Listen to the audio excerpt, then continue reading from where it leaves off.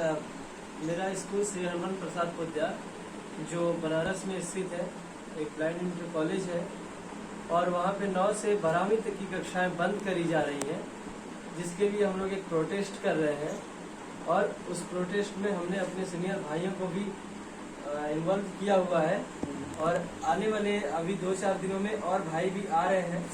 हमने इसके लिए डीएम बाकी सारे अधिकारियों को हमने लेटर दिया है पिछले 2 सालों में, लेकिन कोई सुनवाई नहीं हुआ। इसके वजह से मजबूरन हम सबको यहाँ तक आना पड़ा और हम जब तक अपना अधिकार मांग नहीं लेते फिर हम इस प्रोटेस्ट से पीछे नहीं हटने वाले हैं। और हम ये चाहते हैं कि सरकार इसे ले और इसे सरकारी तरीके से चलाया जाए, क्योंकि ये ट्रस्टी बार बार इस तरह का काम करते हैं। कई बार ऐसा भी होता है कि हम वर्तमान छात्रों को मानसिक पीड़ी झेलना पड़ता है। हम लोगों के पेरेंट्स को प्रताड़ित किया जाता है, ज्यादा बोलने पे हमको टीसी देने जैसी धमकियां दी जाती हैं और हमारा टीसी पे लाल पेन चलाने जैसा धमकी भी ये लोग देते हैं। आप बताएं। हम सर हाँ बोलो। कोई भी जो हाँ आप ही बताएं। मैं हाँ मेरा नाम मनदीप शर्मा है। मैं उसी विद्यालय से पढ़ा हुआ हूँ जिस विद्यालय का एक छात्र है, इसका नाम यशवंत सिंह है। मैंने शुरू से लेकर के इंटर तक की शिक्षा वहाँ प्राप्त की है। मैंने भी ऐसी समस्याओं को झेला है। हमारे समय में भी ये स्थितियाँ आती रही हैं, लेकिन अब ये लोग धीरे धीरे इस विद्यालय को बंद करने की जो योजना बना रहे हैं और उनको ये लगता है कि हम लोग सफल हो जाएंगे, लेकिन हम इनकी इस योजना को बिल्कुल सफल नहीं होने देंगे। हम अपने छोटे भाइयों के साथ खड़े हैं। मैं अपने समाज का एक अंग हूँ। मैंने अपना कर्तव्य समझते हुए प्रधानमंत्री, मुख्यमंत्री, विभिन्न कार्यालयों में मैं गया, मेरी कोई सुनवाई नहीं हुई। तो मुझे लगता है कि जो भी हमारे छोटे भाई लोग प्रोटेस्ट कर रहे हैं, उनके प्रोटेस्ट का हिस्सा मुझे बन करके उन सभी का साथ देना चाहिए। और हम चाहेंगे कि दैनिक भास्कर समेत विभिन्न अखबारों के माध्यम से हमारी ये आवाज पहुंचे और लोग इस विद्यालय को पुनः संचालित कराने में हमारा सहयोग करें। आपकी मुख्य मांग क्या है? देखिए, हमारी मुख्य मांग ये है कि इस विद्यालय को सरकार अधिग्रहित करे, क्योंकि ये लोग ऐसी व्यूरचना हर वक्त करते रहे हैं। ये ट्रस्ट इस विद्यालय को चलाने योग्य नहीं है। ये ट्रस्ट जो आर्थिक तंगी का हवाला दे रहा है, इसका आर्थिक तंगी का हवाला झूठा है। ये विद्यालयों में जब हम लोग भी पढ़ाई करते थे इस विद्यालय में, उस समय परीक्षा जब हम लोगों की होती थी, उस समय भी ये कथा वाचन, कथा प्रवचन, इन सब आदि कार्यक्रमों का आयोजन ये लोग किया करते थे और हम लोगों को बहुत कठिनाइयां झेलनी पड़ती थी। साइकिल स्टैंड बना दिया जाता था, हम लोग जाते थे वहाँ टकराते थे, बहुत दुविधाओं का सामना हमने किया है।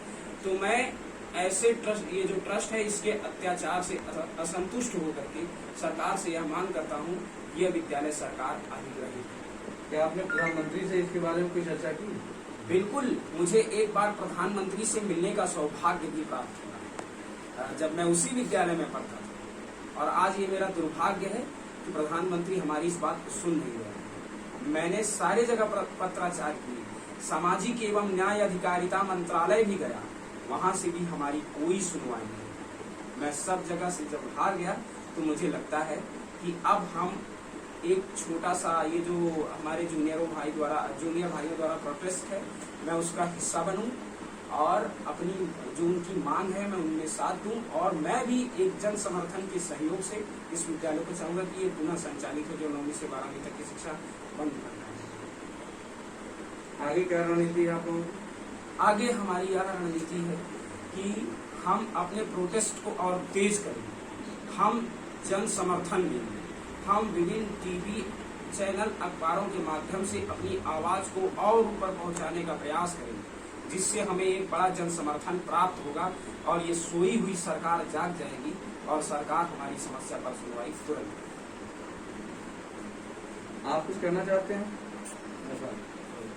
नहीं, आप अनिरुद्ध जी। सर, मैं तो ये बोलूँगा कि जो विद्यालय है, इस विद्यालय के संदर्भ में इतना जान लीजिए कि हमारे पूरे उत्तर प्रदेश में 4 प्रमुख विद्यालय हैं। एक लखनऊ में, एक गोरखपुर में है, एक यहाँ हुआ करता है और एक जो मुझे लिखे भी याद नहीं है, बांदा। इस विद्यालय की जो सबसे बड़ी इस विद्यालय की जो सबसे बड़ी खासियत है तो ये है कि यहाँ पे सारे जो विद्यालय हैं दृष्टिबाधित थे, उनमें से सबसे ज्यादा स्ट्रेंथ इसी विद्यालय में थी। इस विद्यालय की जो लाइब्रेरी थी है वो सबसे बड़ी लाइब्रेरी है उत्तर प्रदेश की। लगभग 50 से 60,000 पुस्तकें यहाँ पे अवेलेबल हैं। लेकिन अब क्या हो रहा है कि ये लोगों का हैरेसमेंट करते हैं, मेंटली हैरेसमेंट करते हैं। जैसे मान लीजिए कि आप कुछ गलत कर देते हैं, पर मैं कई बार आपको शायद ये हवाला शायद उन्होंने नहीं दिया तो मैं आपको बताता हूँ कि एक हवाला वो देते हैं कि इनके अंदर अनुशासन नहीं है। तो मैं बोलता हूँ कि अनुशासन के लिए जागरूकता या उनके डिसिप्लिन तैयार करना किनका दायित्व था? हमारे माँ बाप हमको छोड़ के चले गए आपके पास, और आप अगर हमें अनुशासनात्मक नहीं बना पाए तो आपका दोष है, आप एक सही शिक्षक नहीं है। दूसरी बात यह है कि यहाँ पे जो नॉन बीएड जो विशेष शिक्षक होते हैं, स्पेशल बीएड, उनकी संख्या बहुत कम है। दृष्टिबाधित टीचर्स दिन पर दिन निकाले जा रहे हैं। मिलाकर तो मैं ये कह रहा हूँ कि दृष्टिबाधितों के लिए ये विद्यालय ये ट्रस्ट अपना द्वार बंद कर चुका है। ऐसी स्थिति में सरकार को ग्रहण करना चाहिए, क्योंकि जो बिल्डिंग है वो जो इस ट्रस्ट की भी नहीं है। इसमें बहुत बड़ा डिबेट है, हम जो कोर्ट में हैं, और दुर्भाग्य ये है कि कोर्ट में हमारे साथ न्याय नहीं कर रहा है। वो केवल एक हियरिंग कर पाया है आज तक, केवल एक हियरिंग, जबकि ये समस्या 1 साल से चल रही है।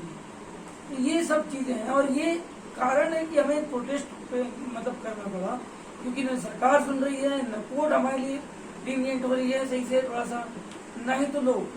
हमें अब समाज को जागरूक करना है, समाज से जागरूक पाना है, हमें सहानुभूति लेना है ताकि हम उस विद्यालय को चला सकें। संभव है कि आगे हम भिक्षा मांग के नहीं दें कि लो हमारा विद्यालय चलाओ।